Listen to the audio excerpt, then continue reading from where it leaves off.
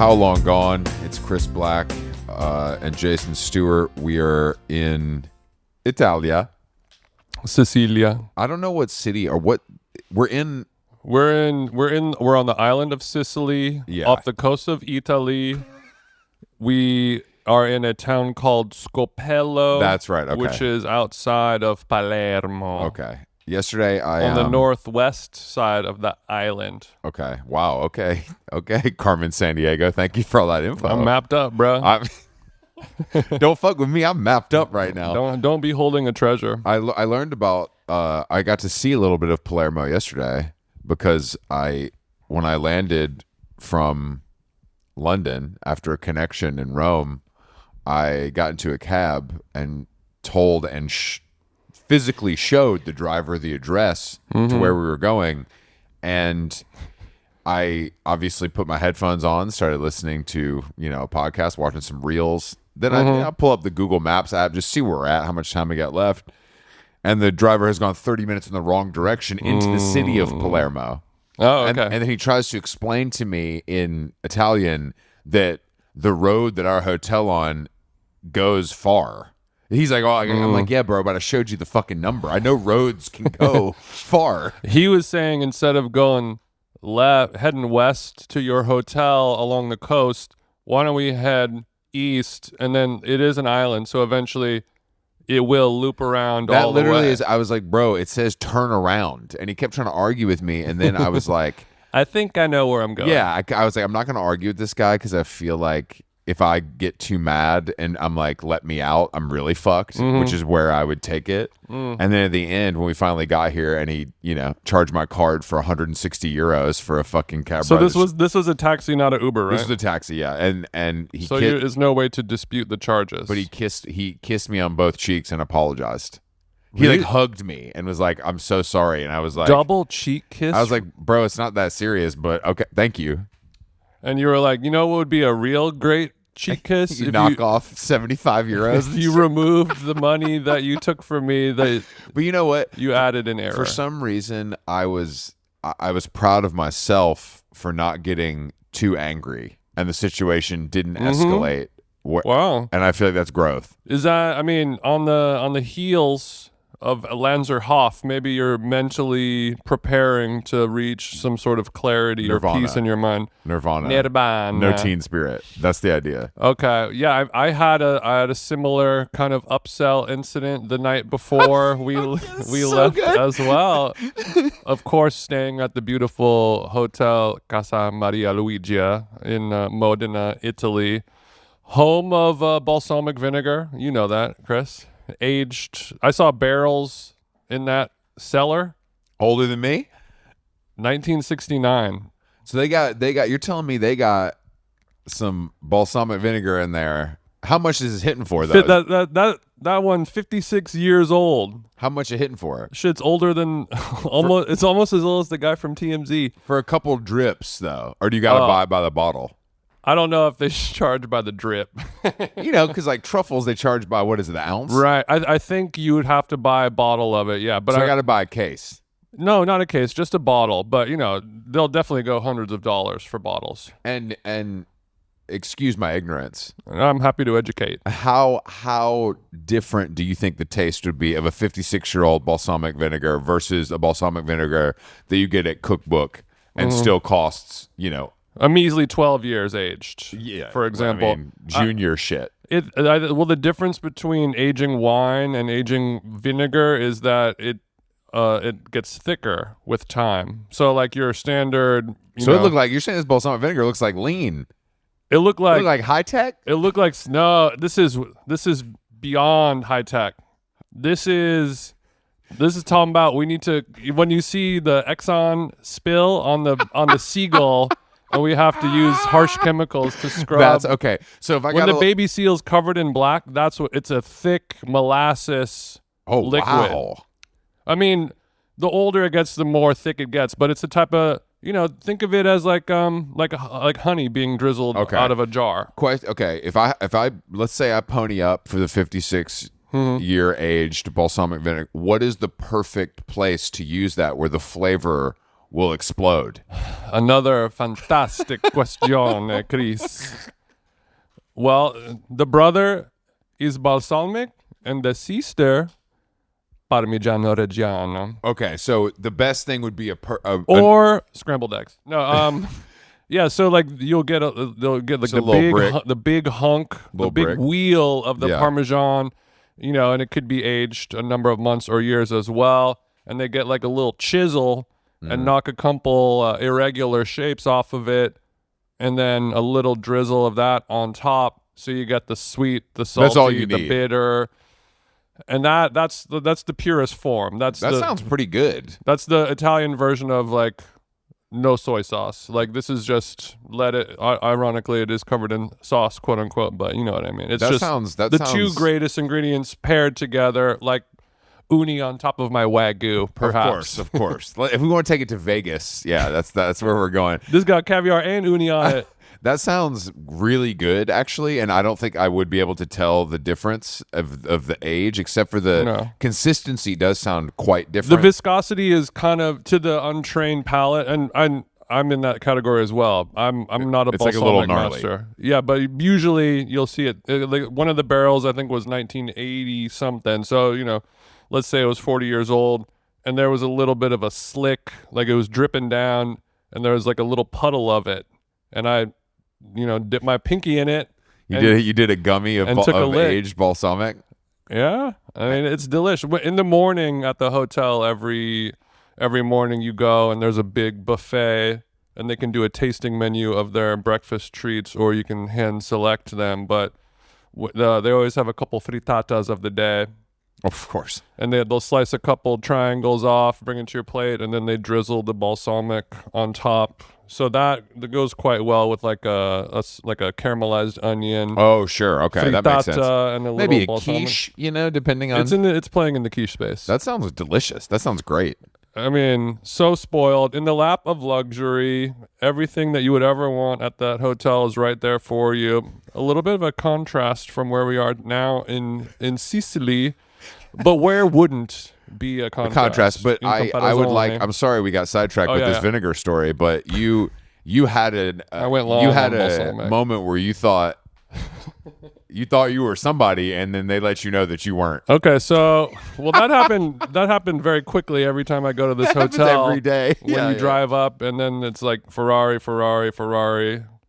and here go my X1 with a dent in the back corner. But happy to be in a beautiful BMW mid-size SUV. But we go. There's a new restaurant that had been built. And since we have last been at this place a couple years ago, they built a whole new wing. There's a new restaurant called Il Gatto Verde, which I guess is the green cat.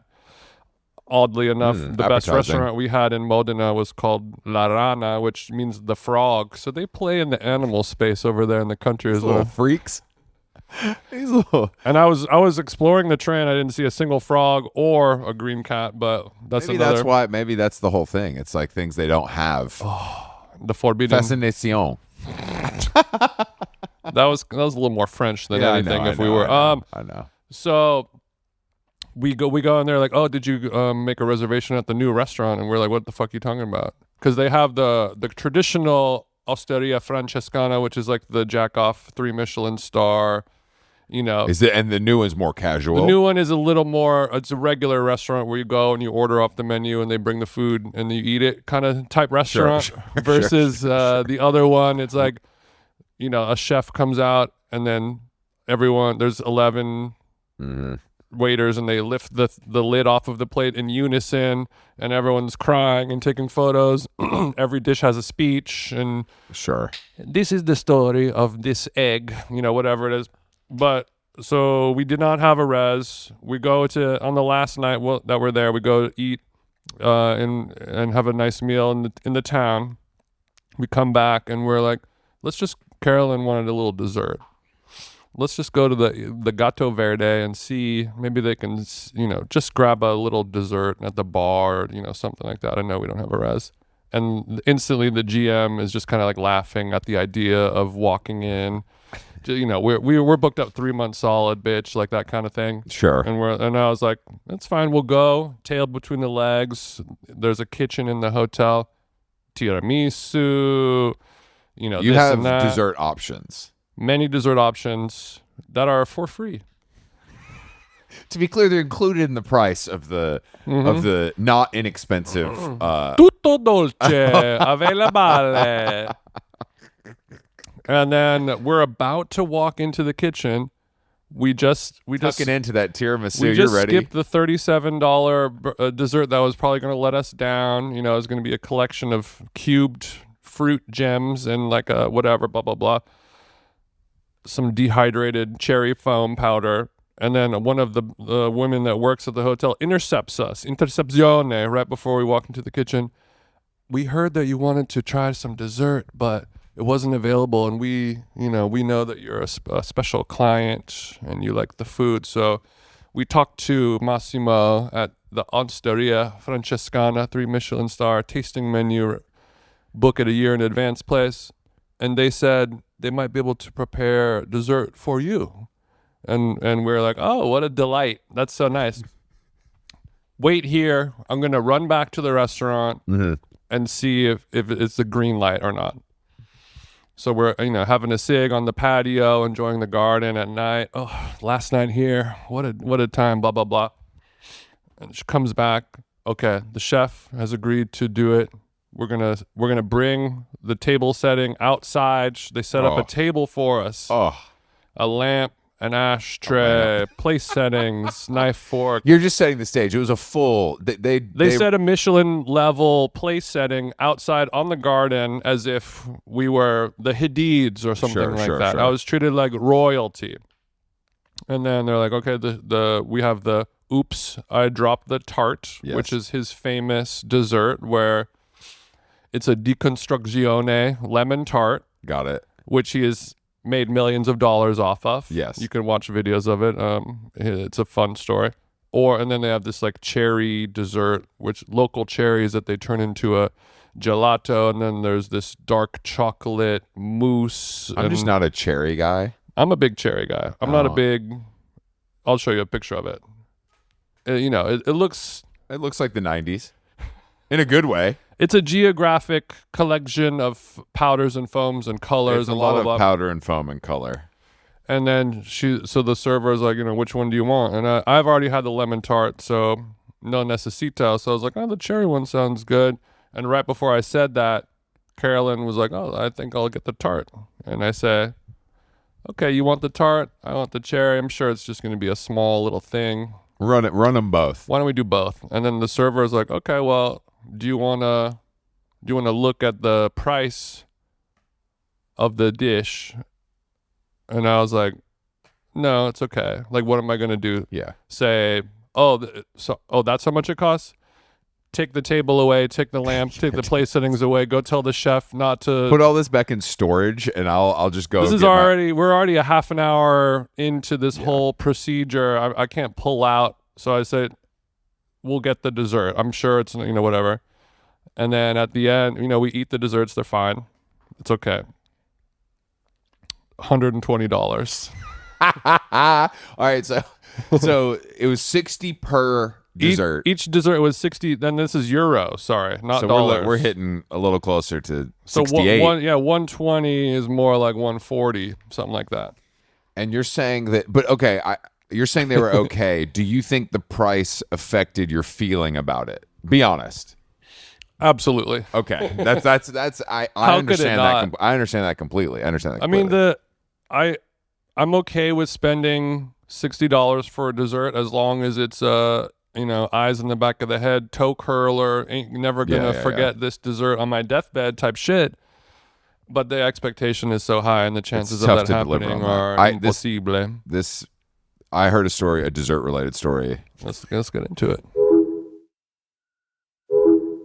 In London, because I went to my one night in London. I went to River Cafe. Raven was back in town. New father. Yeah. New father. His Bambino's back in the UK where he belongs. Imagine where they belong. Talking to Raven about living in Mexico City for 3 months. It was fun. He was like, share more details about that. He was just like, they better not have any tacos tonight at the River Cafe. If I have to eat another fucking taco. They brought over something. I was like, can we get some flour tortillas for my friend? He wants to wrap this up. He would feel more comfortable. Does this pizza have any, is there a salsa available so for it was me, Raven, Gabe and Missy, and my friend John. And fun bunch. that we get to dessert, and I'm like, I'm off dessert. I'm off dessert. But there's a melon gelato. That feels like a nice palate cleanser. That's not real dessert. I would like a scoop of that. Assuming there's no manipulation, it's just it's pure fruit. It's only the purest ingredients. Yep. And then they're like, well, we have to get the chocolate, the lemon tart, which is what I've always had there. Mm-hmm. But then there's something on the menu there called the chocolate nemesis, which is maybe what I should call my book. Yeah, and I heard an Italian racial slur that loosely translates to that chocolate yesterday nemesis. at the pool. And we start talking about it, and I'm like, what's up? They're like, oh, it's just like the best flourless sort of sliver of chocolate cake. You know, it's amazing. I can imagine how pointy it is. Very pointy. Looking like a damn dunce cap. What an acute angle that must cut. And so they get it, and then we start talking about it, and John, who I've dined with there before, is like, oh, I've made the lemon tart, but I've tried to make the nemesis, and it did not work. And I guess the rumor is... Because in the River Cafe has a cookbook. I have one at Yes. home. I'm assuming these hits are in there. The in rumor pages. is, which I love, is that the nemesis is impossible to replicate, and they've maybe left out some instructions in the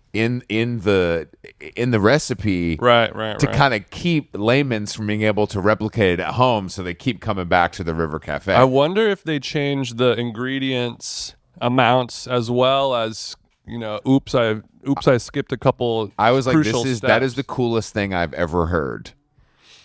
You know, And I'm sure it's more common than I realize because I'm not a cookbook connoisseur. This seems like a great Substack post or a TikTok or a YouTube video of somebody who's like, okay, this is the rumor. I'm going to... Yeah, we need to get a professional pastry chef. We need to get a young Alton Brown in here or somebody to use the scientific method, and we're weighing out the grams Pierce, of blah, stop blah, blah. foraging mushrooms and let's try to make this damn tart. Yeah, Pierce, come on. Put the Nardellos down and let's try to figure this one out, brother. But it was really interesting. It was really interesting to me that was... But before I left, the manager gave me a copy of this new book.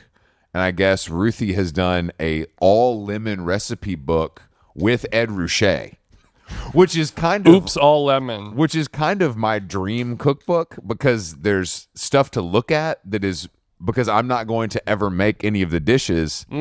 So I'm happy to have this, and I will actually keep it. With cookbooks, I usually flip through it and then give it away because I have no use for it. But this is The idea of a lemon only cookbook is interesting. I wonder if they have an overabundance of lemon recipes, or if they really had to kind of stretch it out. I haven't they opened struggling to make 100. Yeah, pages. it's small. No, it's thin. But I haven't been able to. I didn't open it because I didn't want to open it and then carry it in my bag. You know what I mean? Because it's in the cellophane. But anyway, we've been exploring the dessert space, I guess, while we're over here. And London also, tube strike, which I didn't realize how awful that actually would be For the union? No.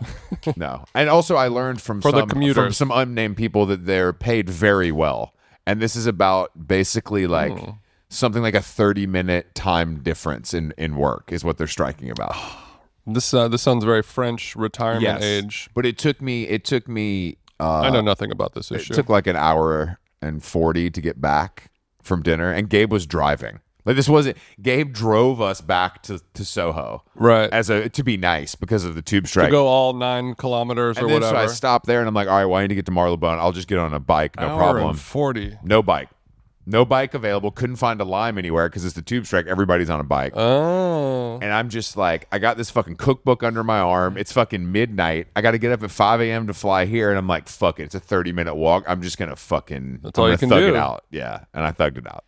I would just love if you know, a young you would know that the future you would be talking about, I couldn't get a lime because the tube strike. What the fuck are you saying? Look, I made it back to the hotel. I packed. I woke up, and now we're in Italy, and it is beautiful outside.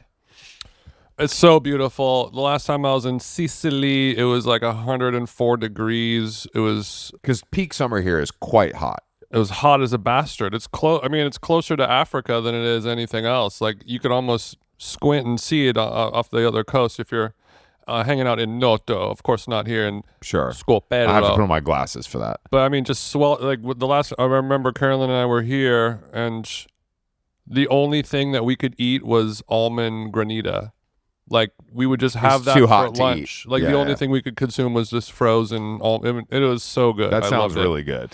Maybe we could try and track some down for lunches today. Actually, no, you're off dessert. I'm off dessert. Even though that's just a collection of almonds and ice and a little sugar.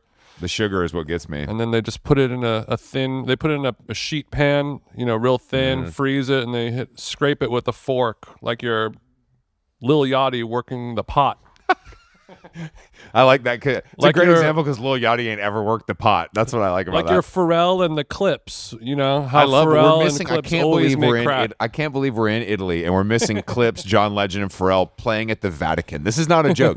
And I actually That's not the name of a local venue. That is the actual Vatican. Yeah, it's not a goth club in San Diego. This is the real. This is a real thing. Not a bad and I idea. was like, because I heard about it from someone who was invited, and he was like, I felt like I should go, but then I was like, I got other stuff to do. Like it's so once- important for duck culture. Well, no, just because it's like the weirdest once in a lifetime thing to see. Like, Yeah, I mean, I wonder because like a year ago, everyone was criticizing comedians for going to visit the Pope, and then you're like, so you guys are all like talking shit on the Pope and the Catholic Church and raping kids and blah blah blah, and then as soon as you get the invite, you're like, oh, I'm there. Once his skateboard pee, I don't think he's like, he ain't worried about it. Birbiglia is still at odds with his decision of going to meet the Pope. John Legend, because somebody said that Chrissy Teigen was on their flight here, and I was like, why? And I was like, oh, because they're playing the Vatican. Chrissy had to come support her man at the Vatican. Man, Chrissy's had such a great month. First, she's on Dinner Time Live with David Chang alongside DJ Diplo eating. I was like, how's she looking? And he's like, she's bad. I said, okay, that's good. I feel like Diplo could have hit back in the day, and he's trying to keep it low. Of course. He could hit back in the now. I just, Lil Jon liked to watch. But yeah, and we were talking about it. I was like, how odd it is, and I guess it's very 2025. Maybe I'm just feeling like an old head. I'm in OG Unk mode, but I'm like, so you got the Clipse, two people who have made millions of dollars, rapping only about murder, guns, coke selling, coke buying, killing people who mess with their cocaine. I see sales. where you're going with this, but I think first of all, I think the Vatican the Catholic Church is a criminal organization in many ways. That is true. So I think it might be a game respect game situation, but just the opticos is what I'm saying. Obviously, we all know the Catholic Church is the world's largest gang. I think they must have just given. I guess I shouldn't say that too loud with these Skateboard- windows yeah. open. I think they must have just given skateboard P free reign, and they either don't know what Clipse is, or they know that they're like Cho told us they have a song on the new album that's about like their parents dying. So I think they're just going to kind of stick to that and maybe doing the radio edit of Grindin'. Speaking of, while we're here, I have to bring something up, and I didn't want to talk about this, but Turnstile Tiny Desk. And look, I like Turnstile. I think what's worse? Which way, Western man? Clipse at the Catholic Church or Turnstile at like Tiny the Desk? Turnstile argument, are they hardcore? All this shit, I think it's stupid. I think they're a band, and if you like it, you like it. If you don't, you don't. I think it's cool that they're popular. We've talked about it a lot. You watch them play, they're a hardcore band. You close your eyes, there's some 41. It doesn't matter. We're both there. But they did an NPR Tiny Desk, and the singer of the band stage dove inside the NPR offices, and I thought Tiny Desk had been killed and warmed over several times over the years. This is the ultimate stake through the heart of the Tiny Desk. Like I haven't seen one that I don't know, man. I just couldn't believe it. Okay, so shot through the heart, to blame. Yeah. You gave desks a bad name. It's just too far. It's just too so far. are you saying you clicked unsubscribe from Tiny Desk's YouTube page? Yes. Did you give them a thumbs down I as well? dramatically thumbs downed it. But I'm trying to think about classic ones because there are some, and I guess. Well, when people can really sing and they do it in an environment like that, it could be anywhere and it's impressive. You know what I mean? It's like Maggie Rogers at a Mew Mew dinner. Like, she can really sing and most people can't. To me, it reminds me of, like, have you seen that TV show Abbott Elementary? I haven't ever seen it. It just reminds me of that. It's just like, what if this happened? I just think that it can be That really doesn't mean stuff anything. like that can be really good if the performance is really good. But when it gets too popular and you start doing one every day with whoever's around, Yeah. it doesn't. I'm thinking about this. Clipse was really good because they didn't use a live band. Right. And it was like actually cool because the song sounded like the song should sound. Mm-hmm. Whereas Turnstile stage diving is, I don't know if I can think of anything more performative. Yeah, but I will, to play devil's advocate, would it have been, okay, a couple questions. Would it have been cooler if he maybe was in a head walking situation instead of a little stage dive? Yes. Okay. Yes. And So I didn't think that through. I'm sorry. That would have got the ball across the line for you. But then the other situation is you're swept up in the moment. Your band is playing Tiny Desk. We made it. We came all the way from Baltimore to DC. We took a 37-minute train ride. It's a train. I see what you're. Do you get swept up in the moment? Okay. Other question. Do you think that this Pre-planned. was? You think it was? It had to be pre-planned. It had to be pre-planned. The crowd isn't usually situated like that. I would say that the crowd pretending to quote unquote, do the NPR version of a mosh pit, that is more upsetting to me than him jumping on it and being carried for 11 seconds. I don't disagree with that, but there's a lot of people to blame here, and I don't want to pass the buck. But like, what's more cringe to you, being Turnstile and then having to call 11 of your friends to be cast as the mosh pit, or to just work with whatever you got in terms of the NPR office employees? See, I think it's NPR office employees that are also Turnstile fans that volunteered to do that. Mm-hmm. It's a secret third thing. I can't believe this is my job. Yeah, I can't believe this is my job. Well, it's not really a job. You've just been defunded, but it's a dope labor of love. It's more of a donation, but yeah, I just couldn't believe it. And people were like psyched about it, and I was like, guys, come on, like. Mm-hmm. This is like, I thought the "are they hardcore not" argument was stupid, but there's no argument here. Okay, well, the next hardcore band or metal or heavy band that plays the Tiny Desk, you know what to do. We're headwalking. Got a headwalk. When Madball finally plays NPR Tiny Desk, can we get 25 to life on NPR Tiny Desk? I think part of doing an NPR live performance is you have to be able to know how to read and write, and I don't know if you don't think Rick to Life can kind of get through a book. God, this is people talk shit on AI. That's what AI should be used for. Somebody out there use whatever cool software there is. I don't know what the hottest video generative platform is. 25 to life performing at the Tiny Desk concert. Rick to Life. Head walks on, This is a good use. Head walks on a they them intern and the janitor. Rick 25 to life NPR desk. Rick 25 goes up to somebody's salad and flips it. Dude, get this sweet green out of here. We're trying to fucking mosh.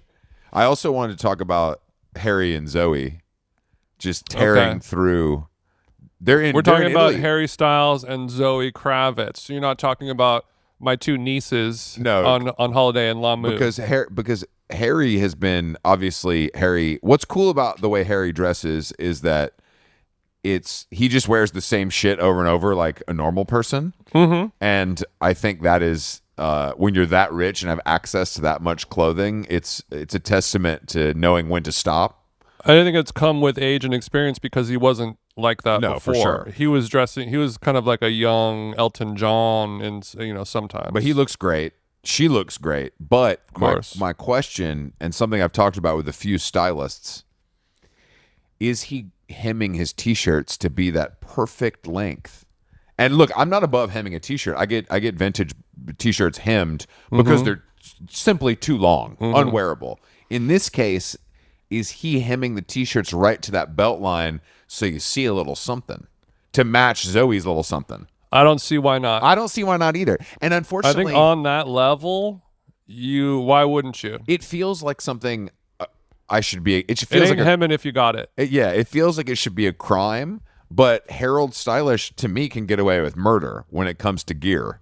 Yeah, I guess, a sleeve should be hemmed to the length of your arm, a pant should be hemmed to the length of your leg, and a shirt should be hemmed to the length of your waist. The torso is... Why not? Yeah, it's kind of... I feel like it's a lot for a normal person, but when you're doing a pap walk with an iced coffee through the fucking, through Brooklyn Heights, you got to be prepared.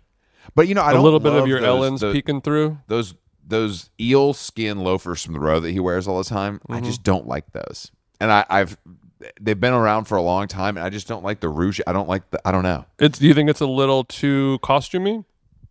I just think that there's certain shoe. He's fired up. There's certain shoe styles that the traditional version is never going to be topped.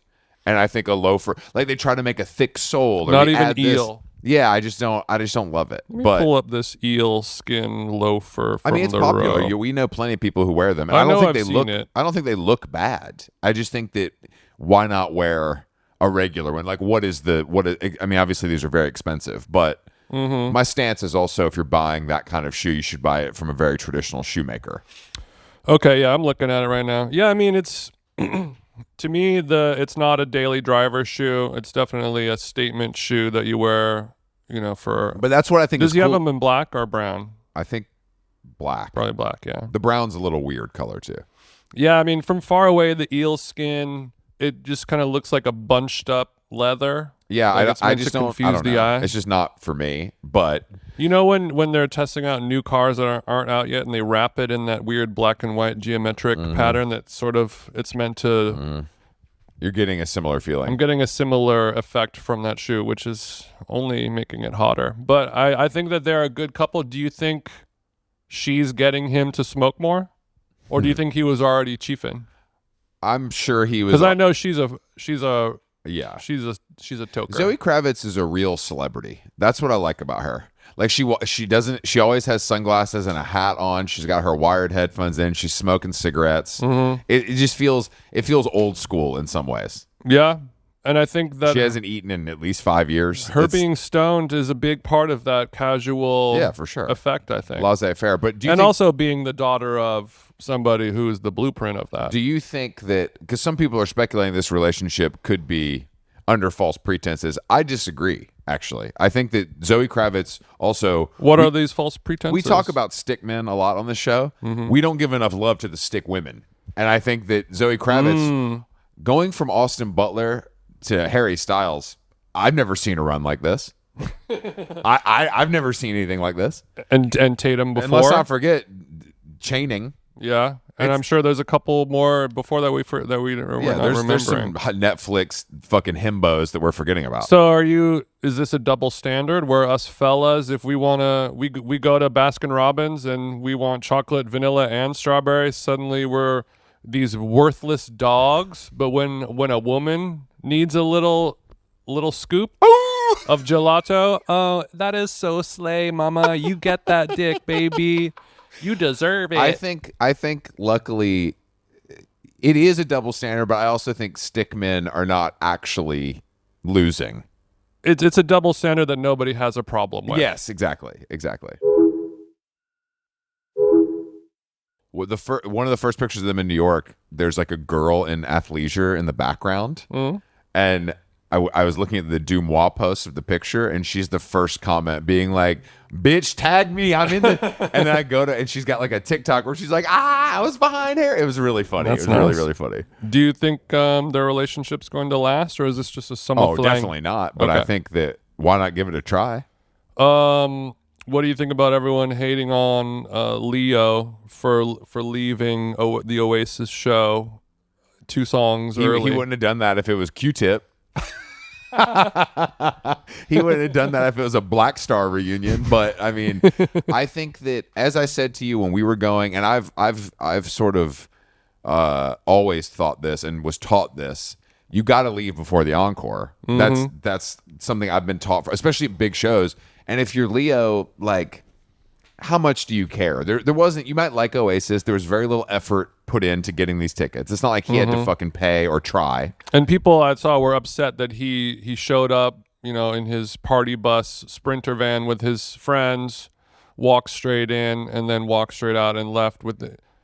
That's what you do when how do you're you Leo. think it works for Leo? Like, that's how it works, man. He parks his Kia in the back of lot 17Q and then hoofs it over. He's playing a different game than we're playing, and that's like totally fine. Be happy that he didn't helicopter or parachute in. But I don't know what. They're like, oh, he's not a real fan. It's like, yeah, of course not. I mean, the Oasis thing has become. You left early at the Wembley. We left just to beat the traffic. We got to hear the last song and see the fireworks from outside, arguably a better view. And you probably have an Oasis tattoo, I literally have an Oasis tattoo. I don't need to be that. Like, I also don't like hearing the first. We left during the first chorus of Champagne Supernova. That's not even my favorite song. I heard what I wanted to hear, and walking out to Champagne Supernova feels more poetic. 1,000%. But I'm seeing a lot of Oasis backlash now. Like, people like, I'm sick of hearing about this. Like, you guys are fake fans. Like, the usual thing that happens. And I think that nothing is safe from a trend. Yeah, and also on that level, it's like on par with football teams or whatever. It's like, oh, you're not. Like, bro, this is the biggest tour of the, like, of course, there's going to be some other people that just want to go there. It's also like if somebody calls you and is like, do you want to go to, you're like, yeah, sure. I can't believe this venue that holds 100,000 people has a couple people non-diehards in it. Yeah. 5 nights of 100,000 people, and there's some non-diehards in here. Yeah. Oh, yeah. Yesterday when we were at dinner, we were leaving star-studded dinner. What a beautiful patio it was. And there's that kid. There's a kid running around the restaurant, and he goes over to the refrigerator and grabs a beer, and then runs over to the front checkout desk with the cashier, pulls out a pack of. This is a 5-year-old kid. Pulls out a pack of cigarettes, and grabs one, and he looks up to me and he goes, "It's for mama," as if I'm the police, like busting him for that touching was one the of cigarettes. the most Italian things I've ever seen. And I was like, this is like a night. This is a scene from Goodfellas or something like that. Or like this 80s, hasn't happened since 80s Alabama when you ask for a Winston and a Budweiser. When you tell old what's a good name for your 7-year-old hillbilly son? You tell little Joe Dirt. Go down to the grab me something down to the Circle K, get me a pack of Kents. It was really funny though. It was really funny. This But for your mom? I will say I had a pizza last night and it was good. Just want to say that. You had a Sicilian cheese pizza. It was so good you didn't mind that you had to cut it with a knife and fork. I don't love that. I prefer that to scissors though. The scissor thing is very performative when they hit you with the scissors. Well, the restaurant that used scissors closed in LA, so maybe you're more right. What was it called? That's pretty good. Stella West Hollywood. No, not that one. The one where they cut them, like it's square and they cut it and you get it to go and they do it like by the.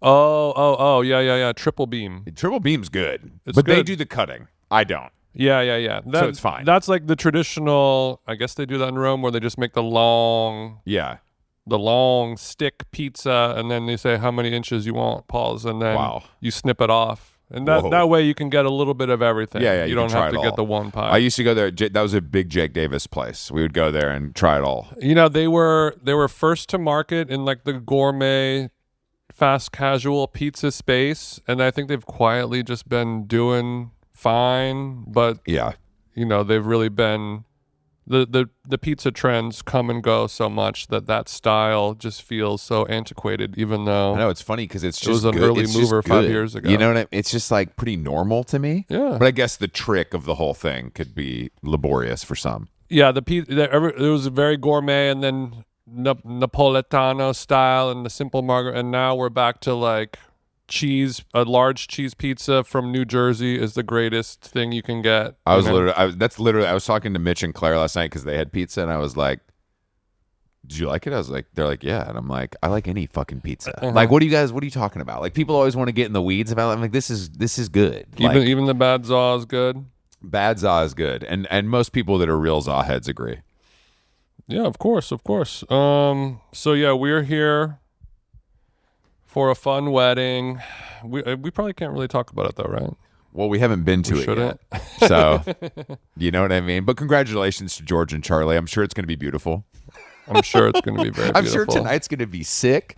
Yeah, because for a wedding like this, there's probably some social media embargoes, and it's sort of, if you're invited here, we're not taking selfies. We're not going up to beep and being like, I'm such a big, I am. I almost took a selfie with George's uncle last night after he told me he had a Vietnamese restaurant in Bath. I was like, all right, bitch, get in here. The next time we are in London, we should try to go to George's uncle's I want to go. Vietnamese restaurant, and we'll go to Cove. Yeah. Oh wait, no, we'll go to Hove. We'll go to Hove. Tap in. And tap in with St. Etienne. I didn't know because he was like, have you been to Bath before? And I was like, no. And then he started describing it to me, and I was like, this sounds pretty sick. And then I was like, where is it? He's like, it's an hour and 20 on the train from London. I was like, all right, that's doable. I think I've heard the name Bath so much, and people talk about it. It's sort of like when people mention, Albuquerque as just like the irreverent. Yeah, it's actually city. Pretty cool. Mm-hmm. Like, like a blah, blah, blah in Bath. I think just because it sounds funny. But I want to go to Hove. Let's do a Hove Bath bang bang. Split 7-inch Hove and Bath. Split 7-inch. Hove on A, of course. Yeah, I would like to. I mean, exploring after going to the countryside, I was like, you know what? England is a place I'm willing to explore because that experience was so different than anything I've ever done. Mm-hmm. And I feel like we don't have that. Like, going to upstate New York is just a bunch of gay guys with interior design stores and like restaurants that aren't quite as good as the ones in Brooklyn. Yeah. The only difference upstate, the ghee is warm, and in the city the ghee is cold. They can't get rid of it. My friend John was saying he was at a wedding and he went in like the countryside and he went to the pub, Johnny Depp at the pub just having lunch alone. I'm like, that's insane to see. Yeah, America does not do the countryside the way that Europe, because it's interchangeable for England, for Italy, for Spain. Like, if you drive out of the city in Italy, there are these roadside pubs, and the food is really good, and it hasn't turned into like a thing at all. Whereas, like, if you're in America and you drive, an hour or two out of any major city. Maybe on the West Coast, not so much the East Coast, more condensed, but like there's nothing good. Yeah. It's just like it gets worse and worse. Sure. The further away you get from big cities typically. Oh, I couldn't agree more. You know me. But drive off into the countryside of I also would like to go to the country in Denmark or in Sweden. Like where they go to the lake. That shit looks crazy. And I've never been. Carolyn wants to go up to where Italy and Switzerland kind of meet in the Dolomites. Yeah, the Dolomites is sick. I've never been. She wants to visit that. Well, she can't even ski, but maybe she can. She's like, there's like hiking and you really unplug. You can really unplug. It looks like a screensaver. It's beautiful. After this, you're hitting Lanzahof. Are you punishing? Are you going to do any last hurrahs? Obviously, you had your melon sorbet, which was a line violation. But tonight, are you going to smoke while eating? Well, it's my birthday. Dessert? It's my birthday tomorrow. Oh, shit. So I feel like I should have a single bite of dessert tonight.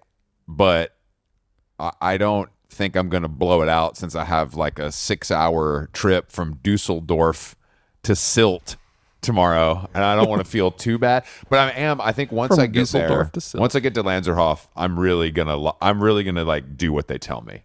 I'm playing ball. No, I'm not gonna go out and get a snack. Like, if you want me to drink this broth, that's all I'm gonna have. You're gonna do what they tell you as it pertains to food and drink. What about phone and screen? They don't. That's not part of this. Okay, that's the whole thing. It's more like you're here to do what you want to do. This is what we offer. It's not like it's not like a Tibetan retreat. Are you going, if they say, hey, we have to have this hojika tea instead of your morning espresso or cold brew? I'm going to do it. I'm going to try my hardest to do exactly what they're telling me to do. What if it's Rocky's matcha? That would be really funny. Be like, look, I love the branding. I'm just not a matcha guy. No, I'm going to try to adhere to whatever the program is, because I think the thing about this, when you cater to a certain kind of person who's doing this voluntarily, I think it's like when rich people have trainers and they show up and don't try that hard. It's like, well, I got to exercise. It's like, well, if you're here and you're paying for it, why not try as hard as you can? Yeah, and then also the person who's the trainer, if a really rich person paid a lot of money for this, you're not going to really treat them like a teacher and a student. You're going to go a little... Yeah. It's, because if you push too hard... You could lose the business. Yeah, the money go down. You could lose the business. It's a good way to put it. But I think it's going to be okay. I mean, I think I'm going to be fine. I think that tonight I'm concerned with how late I'm going to have to stay up. But then I have to realize I have 8 days of monk living. So it will even out. I think it'll be fine, and as long as you have your screens, you'll be okay. But I usually when we go on these vacation trips like this, it takes like 3 to 4 days to fully get into like actual relaxed island time mind. You know what I mean? It takes a while to wrestle. I don't want to be there. I run from island time. if I maybe running is your island time. I mean, I did sleep in quite late today, but I needed it. Is there anything else we should discuss? I'm trying to think. No, let's rock and roll, bro. Let's go get some arancini. We've only talked for 46 minutes though. Oh. My bad. Oh, okay. Okay, they got the guy who killed Charlie Kirk. He's a 22-year-old 4chan guy. He's more... I was talking to someone about this last night. The government wanted him to be brown. Fun party chat. I was talking to this last night. And yeah, we got Charlie Kirk, 9/11, Charlie's wedding, and Chris's birthday. All you pick one. What's your favorite? There must be some kind of moon happening. I saw. Yeah, I saw this. And then the Troye Sivan moon is 3 days away from being at its peak. They said that his dad ratted on him, the shooter. Yeah. He told his dad, first of all, what kind of pussy are you that you tell your dad that you did the shooting? Like, that's crazy. Also, I think his dad was a cop or some type of law enforcement. Oh. So you can't, he took the oath, and the oath is stronger than blood. I think for a certain... Is oath thicker than blood? For a certain... That's a 25 to Life album. I don't know but I just couldn't believe that. And then I guess he's even more right than Charlie, and was like, Charlie has, I guess, started to like turn on Trump a little bit. And he was also starting to turn on Israel. Oh. He was starting to say like, hey guys, what's going on with what's actually happening here? He's like, you guys can't be so bro-y with these people. It's actually really funny for a guy like that to be like, well, maybe this isn't like, I don't, like, bro, you've committed your entire life to this, like being a right-wing like pundit, basically. Well, we have a lot of justice porn, and people are very hypersensitive to hypocrisy, and now being a political flip-flopper is one of the worst things you can be.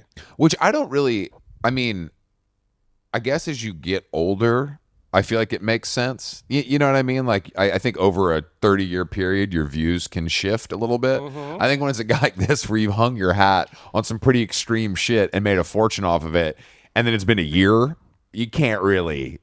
It's tough. I mean, you let people down. It's like when they found out Milli Vanilli was lip syncing, or you find out that somebody's hair isn't real, or maybe they're taking Ozempic. Luckily, really Zach Bryan's hair transplant was pretty obvious, so I can still listen to his music, and as well as Justin Bieber's. I don't believe that. I think I do.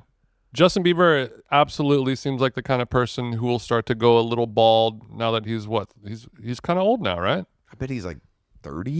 Yeah, early 30s. People go bald in their early 20s sometimes.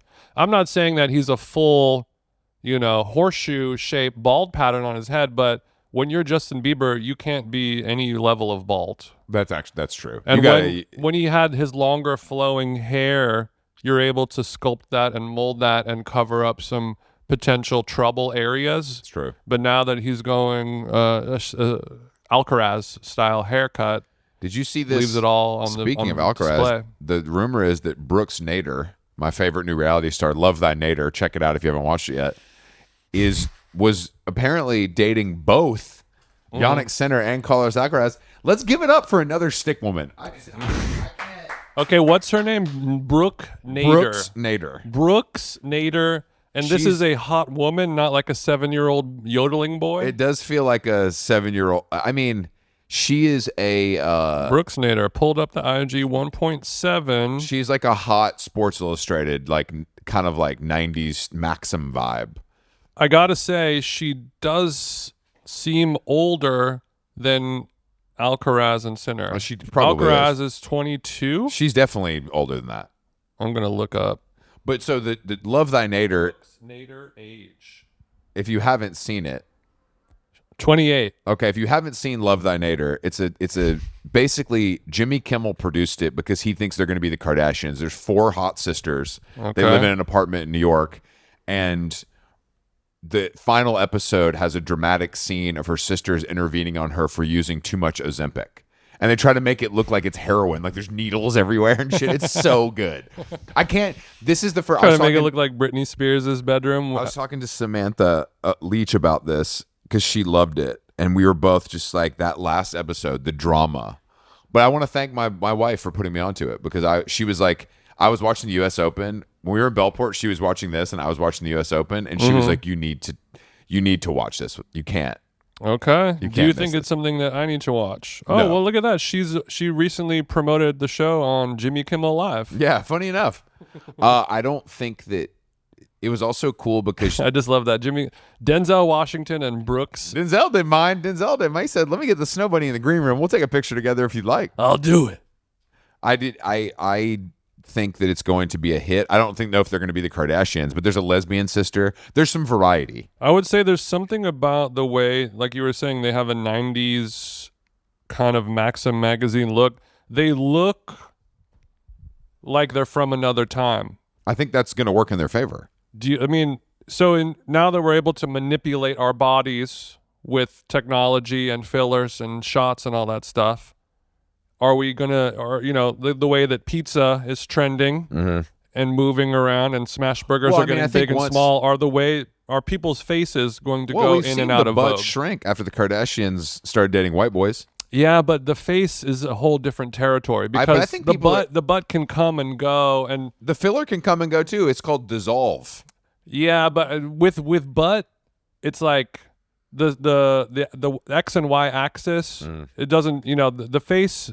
There's thousands of points that can be. The butt is just bigger or smaller. The face is a multi-band equalizer, and then the butt is a knob. Big, little. Yeah, that's true. And that's kind of about it. True. I mean, obviously, there are shapes to the bodies that we like. I think the lip filler thing has calmed down quite a lot since, 3 years ago, probably. But I think it really is dictated by certain. Like, did you see Emily Blunt? Emily Blunt is in the Smashing Machine with The Rock. And people are like, "Yo, what did you do?" Yeah. And I think there's something, I don't know, man. There's something about Do you think that they created that The Rock lost all this weight, all those headlines to take the attention away from her drastic face change? Honestly, great question. The same way they killed Charlie Kirk to take away from the Trump Epstein files? When I saw that movie, I didn't even think about the way I think she did it for the promo of the movie is what I'm trying to say. Because in the movie, I didn't really notice it. And maybe it's because she was playing a character that it wasn't about her that. face looks like the sequel that's not been filmed yet. Yeah, but I was just like, I don't know, man. I feel like there's something to be, I don't know, something to age. Everyone can't be Sofia Coppola, but there are ways to age gracefully. Yeah, well, I guess what I'm saying is that we've always seeking youth. Of course. Has always been the top priority, looking as young as possible. And I'm saying, their faces all look to be trending on maybe that youthful look is not the most ideal. I'm going to create my face to have some potentially older looking features. I mean, if they, in an effort to look like you're from 1997 Maxim magazine, in the way that all people look older back then. You look at football players from the 80s and they look like 47-year-old. that's actually true. I think salesman. more with that. I mean, I think when I say that about her, it's more like the titty. Like I got big tit. I'm voluptuous. You know what I mean? Like I look like Cindy Crawford, or like I'm gonna be a poster on somebody's wall in their bedroom. There's less kind of subtlety at play. Like, so we're gonna get our tits done. What do you want? I want them big. Yeah, much so. Versus like, well, I'd like a little bit of a this. But showing Brooks, references. Look, Brooks, come on, how I long want gone? big giant tits. We would love to talk to you. You're one of my favorites, and I think that you're. What is her job, or does she have a job? No job. Model. Okay. Model. Influencer model. But I think she Not was, that she needs to have a job for me to respect her. but this is the guy. I remember I told you about this. Her dad is on the show, and they're from Louisiana, and his name is Bro, Breaux. That's when Alex was like, "Take your headphones off. This man is named Bro," and I was like, "All right, deal. All right, I'm in." I didn't know that. That's why I remember you mentioning the bro, but now I've tried to enter, because we've been spelling bro with an E, an Australian way that you introduced me to. Could we progress even further to the Bayou Bow?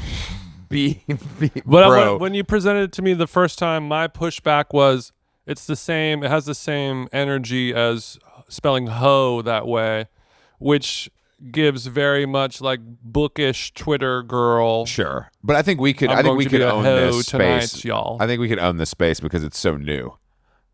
Yeah, that's true. There's no precedent here. I just love the idea of a guy named Bro. And he's good looking. He's hot. Like all the gays are like, oh, her dad is fine. Like he's young. Okay, old Bro. Because they're religious. Okay, so Bro is my age, and he has a 28-year-old daughter. Honestly, I think Bro is probably like 50 and has a 20-year-old daughter, for real. Imagine just being Bro. You're in the hospital watching your fourth kid get popped out, and this, she's going to be this 6-foot tall, blonde-haired, big titty chick, and he's like, "That's Brooks." The names are everything about it is crazy. The only other Brooks I know, Brooks Whelan, SNL cast member. I know my friend Brooks from South Carolina. I know Brooks. I know there might be another one. Oh, yeah, Brooks I'm working with on something in L.A. With a name like Brooks, you're destined for something, I would say. It's not necessarily top fame and greatness, but you're always going to do something interesting. Yeah, you're named after a running shoe, so that's nice. Something to think about. Or one of your favorite bodies of water, plural. Yeah, sure. Middle name is Babbling, actually. So if you... Speaking of Brooks Whelan, Ego Nwodum cut from SNL yesterday as well. One of the most fun names to say in the SNL It's just cool that they're voice. hiring, that Lorne Michaels is 150 years old and just hiring TikTokers. But the real thing that I'm hearing, which is very Murdochian. The cry from the house is, where Druski? Could Druski at least host? Well, I mean, obviously Druski is to me. Druski himself is bigger than SNL. Obviously. I know, but Druski to me is a sketch comedian. Yeah, like actually, like that's what he does. Like he spent I saw one yesterday where he's like, when they make jail look cool, and I'm like, you spent money. There's like 10 guys. You're in a real jail cell. Like I don't know how that production value high. Production value is as high as SNL. And there's no way that whatever he would do on SNL would be better than what he's doing now. There's no. I think he would be. SNL is not going to be able to offer him anything better than what he has now, because number one, he has his own money and he can produce things exactly how he wants to, and it's always funnier than SNL 99% of the time. But he has the power of the edit and the multiple takes, and when he's on live TV, I think there's a strong chance he's going to flounder. I think they've got to at least offer him a hosting. I think he could host. Okay. After they destroyed Please Do Not Destroy, they don't have their in-house content creator the pre-tape anymore. Team. They hire Druski. Druski replaces all 3 Nepo babies, and he just makes the funny videos. Just like, remember that comedian Funny Marco? I was thinking about Marco. that yesterday. Somebody was saying like, oh, Funny Marco, the only good, who's the blonde girl? Bobby Altoff? Yeah. Like that Funny Marco episode with Bobby was really funny. And and it just reminded me of like how dark the times that we're living in now, where a comedian has to put funny in the as prefix his name. of his government business name LLC is like, oh, I'm funny, Marco. That's to let you know that I'm funny. The way that like I kind of so my last name is Smith because I'm a blacksmith. I like it. They set you up. They tell you exactly what they're gonna try to do. It's a return. I mean, it reminds me of like when in the 1800s, 1700s, your surname or whatever was what your craft or skill your was. occupation. You're a fisherman, you're a smith, you're a roofer, whatever, and that's just what your name was. I think we've returned back to that. We got to get Druski. We got to get this is the official change.org petition to get Druski hosting SNL. Get Druski the red cam, get him access to hair and makeup. I think he could. I think if they used him correctly and it was the right musical guest, I think he could hit. I think it could work. Oh yeah, him and the musical guest. Druski and Chris Brown. That's the How Long Gone episode right there. Imagine that's you're talking about. What's it going to be like the tipping point? Druski on SNL, Chris Brown on SNL. Never. Once he comes back on. Never. I saw Veronica Is Cool did a funny video with Haim where she was like, I have band practice tonight. And the roommate guy's like, well, you're not in a fucking band. What are you talking about? And then they showed up. It was pretty funny. That's a crossover that we needed, y'all. Exactly. We needed that. The girlies needed that. Okay. Well, thank you guys for listening to How Long Gone. Chris and I are going to go find some local. I'm going to get a fat ass arancini. The arancino here is very grande. I'm going to put on a suit. Shit look like ostrich egg. I'm going to go sweat through a 80, 90 degree afternoon. I know. I was wearing the thin Sid Mashburn kind of linen-y shirt and a wife beater last night, and I was feeling humidified. I want to say that I'm pretty proud of myself for committing and I didn't take my jacket off at once last night. Yeah, I saw that Rustam draped it over his shoulder in a consigliere manner. Yeah, that we're here on the island. He had a jacket. I can't remember who made it. He had a jacket and a tie that were the same material, a la Tom Brown. I think it was Tom Brown. No, it wasn't though. Oh. That's because I thought it was, and it's gray, but it's not. I can't remember what it was. We talked about it, of course. I'm shook. There were a few looks though. There were a few looks. A lot of looks. I'm sure they're gonna really bust them out tonight. I'm excited, man. Are you gonna change between the ceremony and the party, or are you going to keep it?